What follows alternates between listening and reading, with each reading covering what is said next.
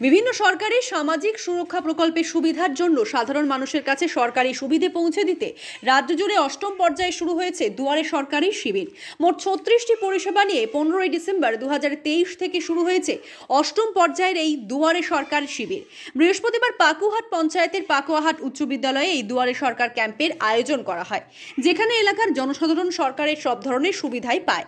এদিন পশ্চিমবঙ্গ সরকারের বিভিন্ন প্রকল্পের কথা বাউল গানের মাধ্যমে তুলে ধরা হয়। দুয়ারে সরকার শিবিরের সহ ডেঙ্গু সহ বিভিন্ন বিষয় নিয়ে তুলে ধরা হয়।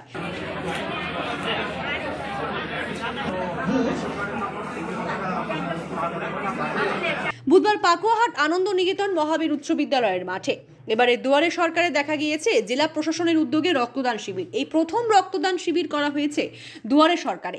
রক্তের সংকট মেটাতে এই দুয়ারে সরকারের শিবিরে রক্তদান করতে দেখা গিয়েছে। এই বিষয়ে বামনগোলা ব্লকের বিডিও রাজু কুণ্ডু বলেন, বামনগোলা পাকুয়াহাট এলাকায় দুয়ারে সরকারের ক্যাম্প অনুষ্ঠিত হয়, সেই বিভিন্ন পরিষেবা ব্যবস্থা রাখা হয়েছে। মুখ্যমন্ত্রী মমতা বন্দ্যোপাধ্যায়ের অনুপ্রেরণায় এই দুয়ারে সরকার অনুষ্ঠিত হয়। এই শিবিরে বিশেষ করে এবারে রক্তের সংকট মেটাতে রক্তদান শিবির করা হয়েছে দুয়ারে সরকার ক্যাম্পে।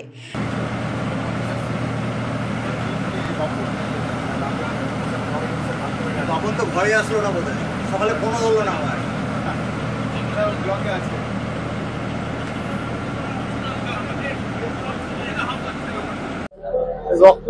রক্ত খুব সংকট মালদা জেলাতে, ওই জন্য আমাদের ডিএম স্যারের নির্দেশে মোটামুটি প্রতিটা ব্লকে দুয়ারে সরকারে ক্যাম্প করা হচ্ছে। আমাদের বামনগোলাতে আজ এএনএম হাই স্কুলে এই ক্যাম্প অনুষ্ঠিত হচ্ছে। আমাদের মোটামুটি টার্গেট আছে 100 এর মতন যাতে ব্লাড ডোনেট করে, আমরা সেভাবে প্রিপারেশন নিয়েছি।